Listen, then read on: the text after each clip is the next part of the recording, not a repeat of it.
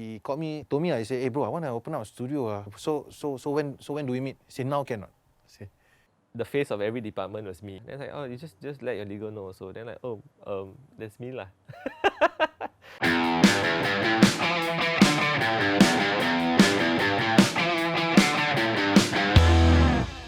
I'm Tim Nicotter and I own Warrior Productions Private Limited. Started off in 2015, quite serendipitously because like we did a gig on a rooftop in Chinatown and it was like full of local programming.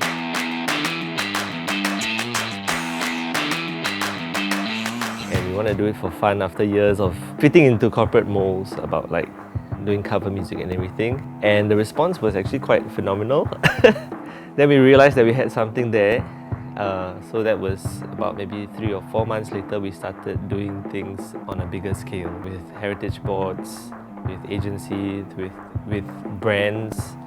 And ever since then, we haven't really looked back.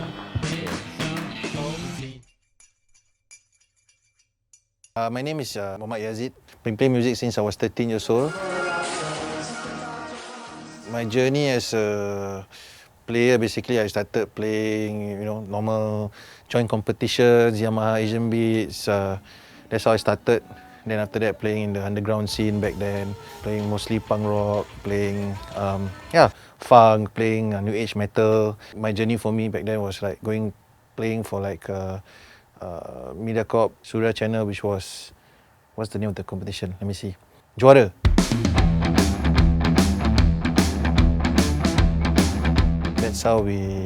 That's how I got some advancements in my music journey. Then after that, I joined a reality TV competition by MediaCorp itself, and that's where I started being in the music business as a full-time musician. So I've been playing bass for the band By Definition. Then after that, I joined another band called We Caught Aura, which is until today we are still kind of active. Quite blessed for during my earlier days to be given all these opportunities. Because it was a bit tough back then, I think. I would feel that the opportunities back then wasn't as good as now, I think. Now we have a lot of more support from the government and also the scene.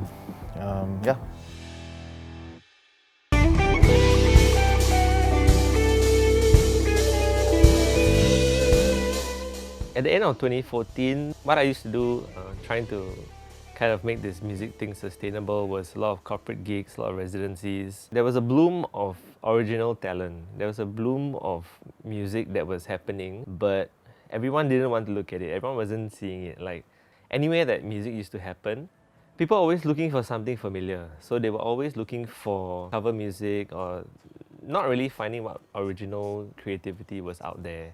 And the thing is that on the musician side, like it was just frustrating because this talent was bubbling so much, right? And pushing the ceilings, right? But these ceilings were just not breaking. So at the start of 2015, I literally quit everything and I decided to put all my energy and all my thinking and effort into original music, original content. I was like, why am I doing this for the money and doing stuff that I don't really feel passionate about? And even though I'm getting by somewhat barely, but I'm unhappy. So that was the turning point. So my old band Touch, we were doing a set at the Esplanade Outdoor Theatre. And just so happened this couple, Singaporean couple, they called me, hey, we actually have this space at People's Park Complex. Do you want to do a gig there? And I was like, yeah, okay, go lah. Because I was like really like, no strings, right? Let's just go and do stuff that's original content. It happened just after Laneway in 2015. By luck lah, it was like at that time. But we got .gif, my band Touch, Good Life Project, Disco Hue, and Space Days. Then the gig happened, and we were expecting about 150 to 200 people.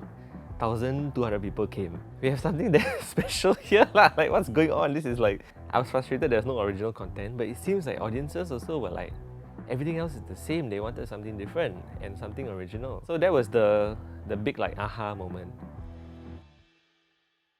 To be honest, back then, because I was still having a side job, right? Which I mean, my main job was being a full-time bass player. I was there, but not really full-time at basement. So I got somebody, a full-timer, to be there. And after a while, all of us, it was more like a home for us. So I got Hosni, who's very, I would say, very helpful lah. I mean, he got a lot of knowledge in terms of like if anything goes wrong, you know, he always finds a solution. And I also have bands who actually rented weekly basis, so it's also like a second home for them. I kind of like work out all the finances of it, so money wasn't really the thing for me lah. As long as I know that it's not eating at my own pockets, then it wouldn't make sense, right?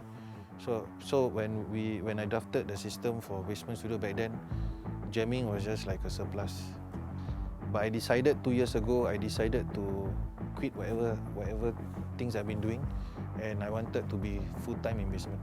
Yeah. To be honest, Basement wasn't doing tour already. Yeah. So I feel that it needed some attention. So I realized that why not just commit to the thing that you've been committing to, you know? Yeah. So I mean, I see like you have a studio, then I feel like I haven't been taking care of it to the best of my ability. So I quit everything, and then I started from zero.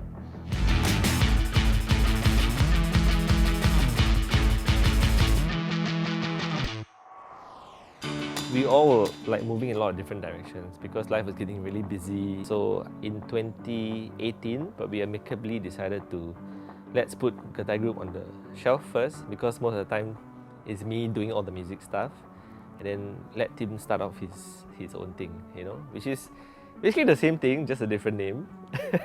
Processes are the same, support is the same, finance the same, everything, effort the same, sleepless nights the same. Then Warrior Records was born. The first project that Warrior Records did was a research project, with a spin-off of The Great Singapore Replay Season 1.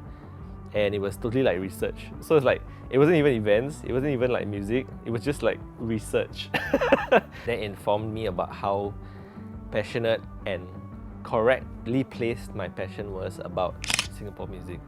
We don't really have much stuff to back it up because we don't know our history.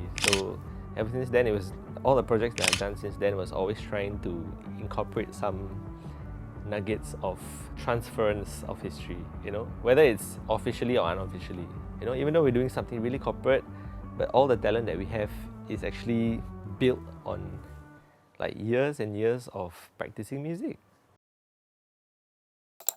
And that's all lah, the business studio, of course, for the space. Actually, just before the circuit breaker, I was doing some live streams at the studio, but that was just like simple ones lah, using iRig and stuff, you know.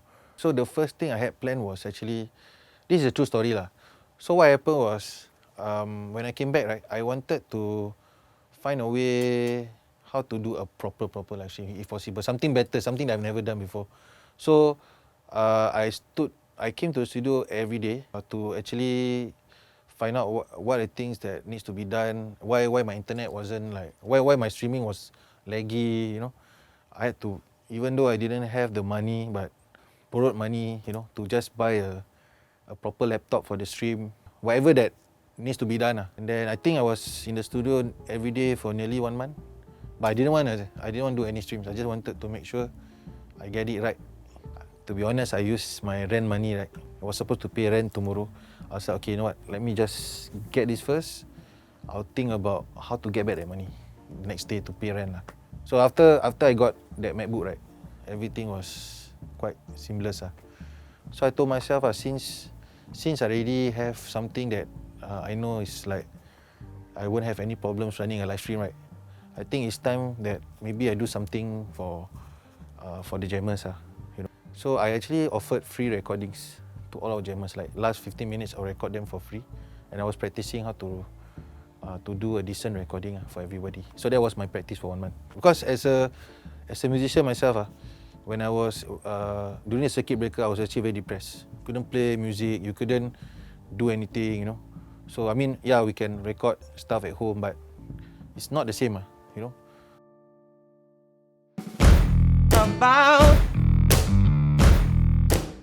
If you look at it from a business perspective, I'm basically running a startup. So that your problems that come with startup running is like a lack of infrastructure, because there are costs involved in like setting up different departments. I have to be my own marketing, my own legal, my own research, my own finance. We were every department. The actual product itself is dependent on our skill set, you know. And then after that, once we get the job, we have to put on our legal hats. For me, I never really saw it as a challenge. If I could do it and I could learn how to do it, then it gives me an additional like skill set. We're so whipped into it, or rather I'm so whipped into the process that now it's like second nature lah. But the challenge is always within that role switching, and also within reassuring clients that even though in most of the big projects, my team isn't that big, we're quite small, but we are very competent. Just at the point where I was going to consider expanding the team, COVID hit. So, blessing or curse, I mean, I like to see it as a blessing because lucky I didn't sink that money into overheads yet, even though we were planning to, but if I had, and if COVID hit, it would have been a totally different headache. The biggest challenge is always moving with the times. Try not to stay comfortable in a certain role or a certain habit of doing things.